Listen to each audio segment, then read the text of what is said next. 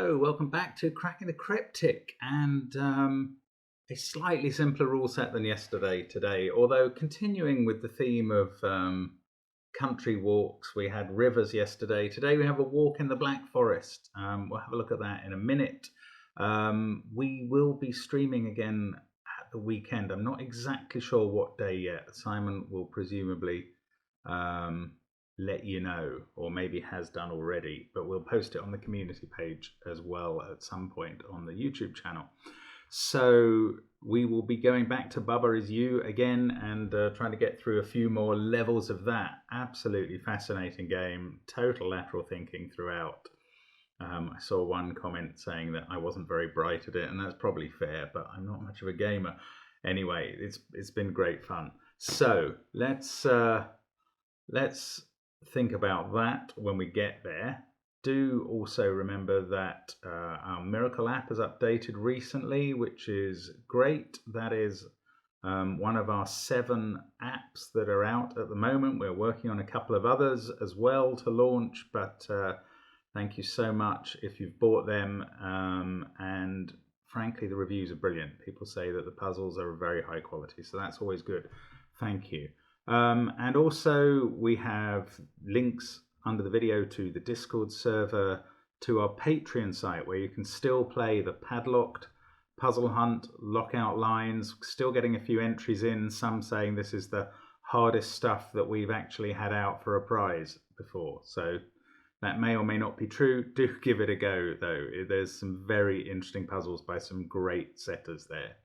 And you can experience the fear we sometimes feel if you load up a puzzle by Tall Cat or 2 to 10th or somebody and try and solve it live in front of somebody. Now, today's live puzzle is, as I say, a walk in the Black Forest, and I think it's called that because it's using the German Whispers rule. So normal Sudoku rules apply. Also, we have diagonals, so digits don't repeat along either of the main diagonals. So that is a set of the digits 1 to 9. And so is that. They are both marked in grey, although in some cases the grey has disappeared behind the green lines. The green lines are German whisper lines, and that means that no 2 numbers next to each other along the line can have a difference of less than 5 between them. So these two could, for instance, be 1 and 6, but they could also be 8 and 3, or things with a difference that they could be 9 and 1. They could have a difference that was greater than 5. So that's the rules. We just get 4 given digits for our walk. And this is by Bremster, who is a very keen contributor to the Discord server and also a very good setter. So I'm looking forward to this. Do give it a try on the link under the video. You'll be able to judge from my length of solve how difficult it is. And I'm going to start now. Let's get cracking. So, okay, well, the one thing that is worth knowing about German whisper lines is there's never a 5 on them. And that is because a 5 cannot have a difference of 5 to another Sudoku number, because you would need 0 or 10. And that's great, because on both diagonals, in fact, every digit except the central one is on a German whisper line. So that's where 5 goes, and we get a digit immediately. Now, after that, probably gets a bit harder. I could pencil mark a 7 into one of those cells, but it's not really doing anything for me. I think what we're going to have to do is do the next thing after 5s, and I've had a quick look around. It doesn't look like you can start penciling 5s anywhere else. I mean, 5 is restricted to those cells. In rows 3 and 7, it's a bit more restricted, but still not enough to actually pencil anything in. So 5's not that useful. The next things that can be useful are 4s and 6s. So I thought I might highlight the cells where 4 or 6 can go. So let's start here. It can go on the end of a line with either a 1 or a 9 next to it. It can never go, this is the point, a 4 or a 6 can never go in a position where it has to see 2 cells that see each other. So those 2 are in the same box. They can't both be 9, and therefore that can't be a 4. So places where 4 and 6 can go on the lines are there and there. there, and there. There. Oh, it can go here as well. It can go anywhere on those lines. Oh, that's very annoying. I had hoped that wasn't the case. It can go there. Actually, that could be a 4 or a 6. This one couldn't be because it sees 2 in the same row. Ah, okay, this was not. 4 or a 6 could go anywhere there. This was not as useful as I was hoping. It's not very... Ah, hang on though. Yes. Yes. On one of these diagonals, this is helpful. On the other one, not so much. But look, on this main diagonal, or the negative diagonal, there are only 3 cells where 4 and 6 can go, and only one of them can be a 4. That's right. So let's just delete all my other highlighting and concentrate on these 3 cells now. This is where 4 and 6 can go on this diagonal, and therefore, just want to check this is right. I don't think it is right. Why can't there be a 4 here? There can. Okay, it was wrong, but still this is useful. Okay, definitely 4 or 6 can't be here. 4 can't be here because you'd have to put 9 in both those cells. So that doesn't work. 4 can't be here because you'd have to put 9 in both those. Okay. 4 obviously can't be here because we've got a given 4 in that box. So 4 is definitely in one of these cells. And I think whatever you do, whichever one you put it in, it has to be next to at least 1 9. So that cell has to be a 9. And then 6, I'm sure, is symmetrical up here. Since 6 can't be... Yes, okay, 6 now can't be on these spots because we know which numbers are high and which numbers are low. These alternating numbers are low down here. I'll use blue for low. The orange are high. Doesn't tell us about any other line. Actually, though, it does tell us about this one because, as I say, 6 can't be there or there. There must be a 6 on this diagonal. It can't be here because it would need 2 1s there. So it's either here or here. And similar to down here where 9 had to be in the middle, this has to be a 1 because whichever of those is a 6 is going to need a 1 here. If this is a 6, then we'll get another 1 here. Oh, we can't have that. It's a diagonal which has no repeated numbers on. So that's not a 6 and that's not a 4. This is 4. This is 6. Can we do the other numbers now? Oh yes, we can mark them as high and low here. Those ones are low. These ones are high. We've got 7 and 8 to place in those two. 2 and 3 there. What about this? This can be... But it can't be 6 anymore because that's not a 1. My thoughts about it are now petering out a bit. Can this be 4? Did I say 4 could be here? Yes, it... No, it can't because that's not a 9. So this is... Oh, it's 1, 2 or 3. That's right. And this will be... Ah, well, this can't be 7 anymore because we now know it's low. So 7 is confined to one of these cells. Anyway, that's got us a lot further than we were. So... Oh, lovely, lovely, lovely. Look at these corners. 6 and 4 on the corners. So now where could 6 and 4 go on this diagonal? Well, obviously not in the centre. Not in this cell, row 2, column 8 here, because it sees 2 other cells on the line in the same box. And the same is true for the row 3 one. So we can rule out those 2 and these 2. Now, yes, there are 4 cells theoretically left where 6 and 4 can go. But look at this one in the corner now. It sees a 6 and a 4. So does this one. It sees the 6 and the 4 that we've put in the grid. So suddenly 6 and 4 can't go there. And on this positive diagonal, we now know that 6 and 4 go in these cells. And that's really interesting. That means the ones they touch on the line have to be 1s and 9s, because they're the only numbers 6 and 4 can be next to. In one case, it's a 9-9 pair, and in the other, a 1-1 pair. Although I don't know which way round they go, I do know this is not a 7. So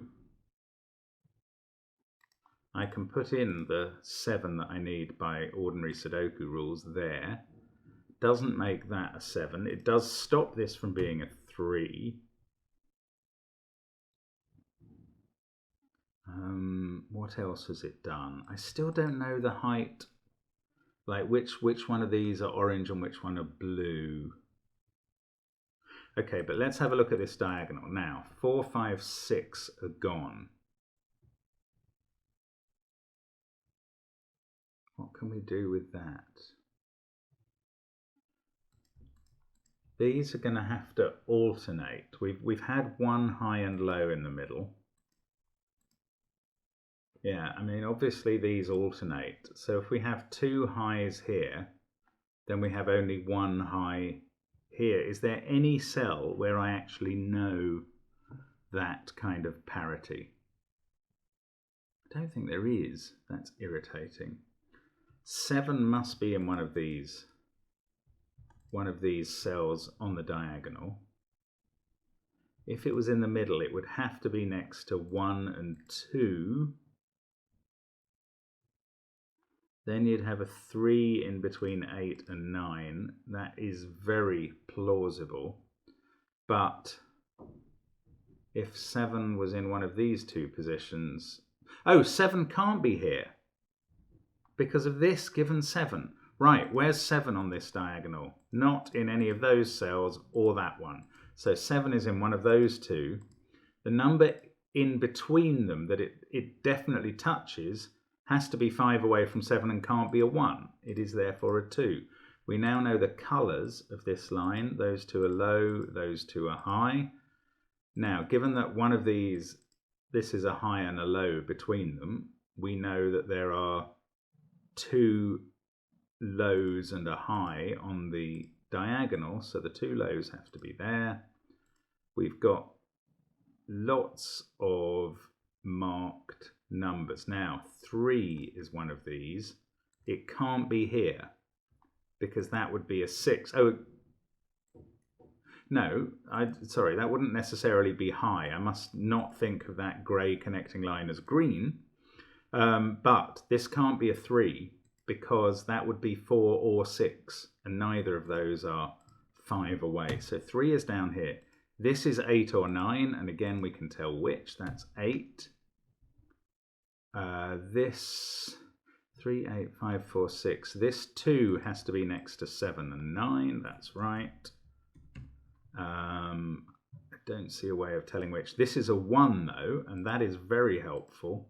That gives us a 9 here, and 2 and 3, and we are literally away now. 2 there. That 9 has sorted out all the parities along this line and the other one. So those 2 are high. Let's do it gradually. Those 2 are high, so this one's a 9, and therefore these other cells on the line are low. Just make sure I've got that right. So this one's a 4. These ones, well, they're various. I'll just leave them as low. This now becomes a 6 because of the 4 having gone in. So that is high. These 2 will be low. They will be 1s. These 2 will be high. And we've got all the height and lownesses done on the German whisper lines. Lovely. I mean, this is very clever. Right, 2 there. Still don't know if that's 7 or 8. This can't be a 1 anymore. This can't be a 7, but it could still be a 6. This 9, 7, 2, 8. This is low. 1, 3 or 4.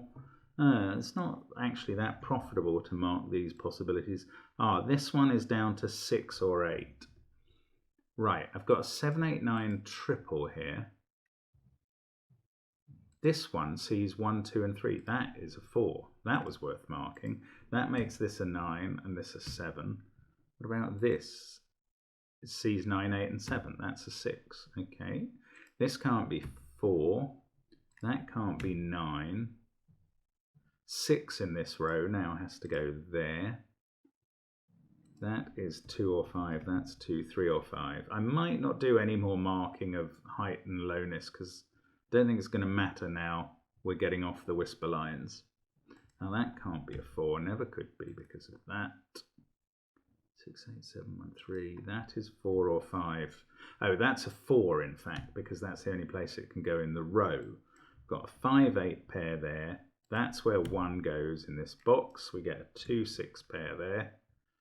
That's now a 5, 8 naked pair. 4 and 7 have to go here. We can do them. Ah, that fixes this cell as an 8. On the diagonal, that makes that a 7. This can't be 1 anymore. We're getting pretty close. Just got 2, oh no, 3 cells left on the lines. Anyway, never mind about those. 2, 5, 6, 8, 4. There must be a 7 in one of those 2 cells. And that has to be a 7 now. Only place it can go in row 4. Oh yes, we can place 9 in this box with a 2, 5 pair. That's a 4, 6 pair. We can do those. This is an 8, 3 pair that can be filled in. That means this is a 2, 5 pair. That becomes 3. This becomes 9. 6 on the whisper line. That 5, 8 pairs resolved. We can put in 7 and 4. 2 we can place. Then we've got 5 and 9. Yep, they're in. So top 3 rows almost completely done. 7 in this column is here. 3, 5 pair. That's going to sort out both our pairs with 2s in. This has become a 4, 6, 1 and 8. And I think we're just finishing up now. Lovely. I mean, that's not too hard. That is a really nice use of the German whispers together with the diagonals. And that's been entertaining. I mean, I haven't seen them used together quite in that way. 8, 2, 9 and 5 here. 5, 9, 2, 3 and 6 to finish box 6. And 1 triple to go. We can put in 8, 1, 5. It looks right. There we go. So not too bad at all today.